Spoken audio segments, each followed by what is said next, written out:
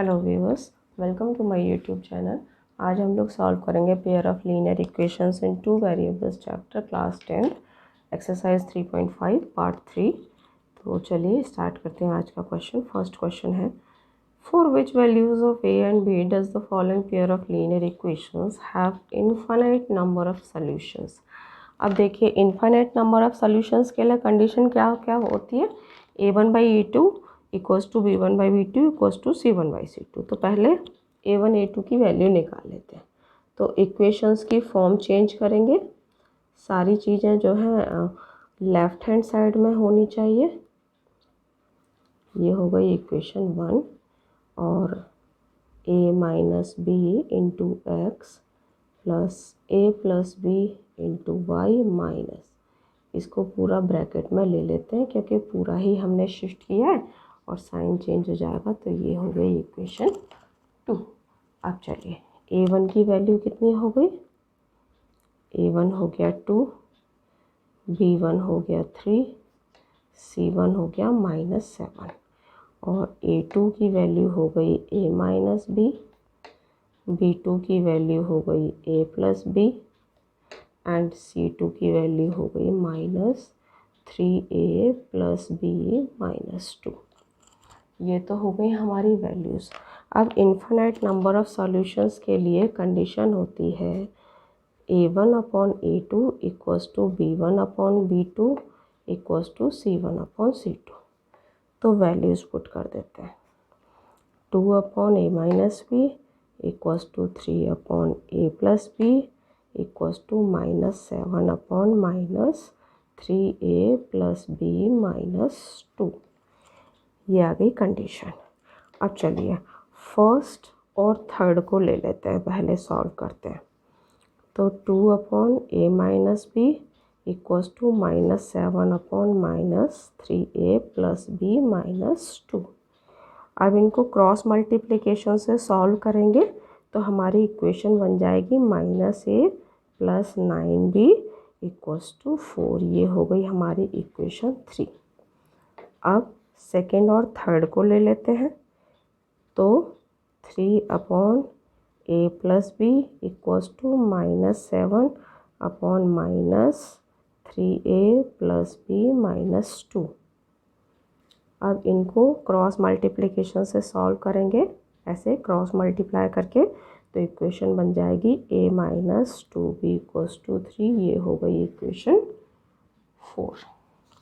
अब क्या करते हैं, इक्वेशन 3 + 4 कर देते हैं।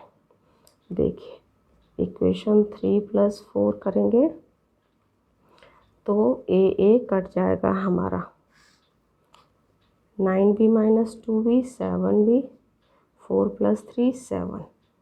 तो b की वैल्यू क्या हो गई, 7/7 दैट इज़ 1। b की वैल्यू आ गई 1। अब v की वैल्यू किसी इक्वेशन में पुट कर देते हैं। Put v equals to 1 in equation 4। तो a माइनस 2b, b की वैल्यू 1 है तो 2, 3 इक्वल्स टू 3। तो a की वैल्यू क्या हो गई, 3 + 2 5। तो b आ गया 1 एंड a आ गया हमारा 5 और ये हो गया हमारा सॉल्यूशन फॉर इनफाइनाइट नंबर के लिए।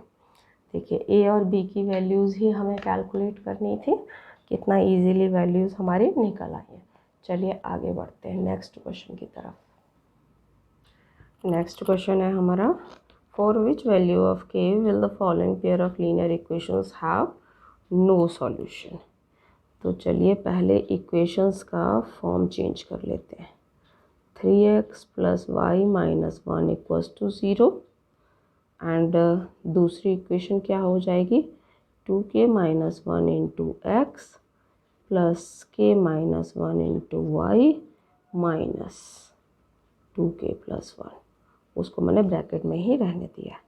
a1 a2 की वैल्यूज़ निकालते हैं। a1 is 3, b1 is 1, c1 is -1, a2 is 2k - 1 and b2 is k - 1 and c2 is -2k + 1।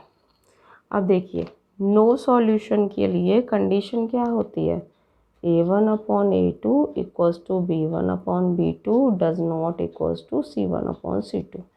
ये कंडीशन हमारी अप्लाई होती है नो सॉल्यूशन केस में। ठीक है, तो नो सॉल्यूशन केस है हमारा, वैल्यूज़ पुटअप कर लेते हैं।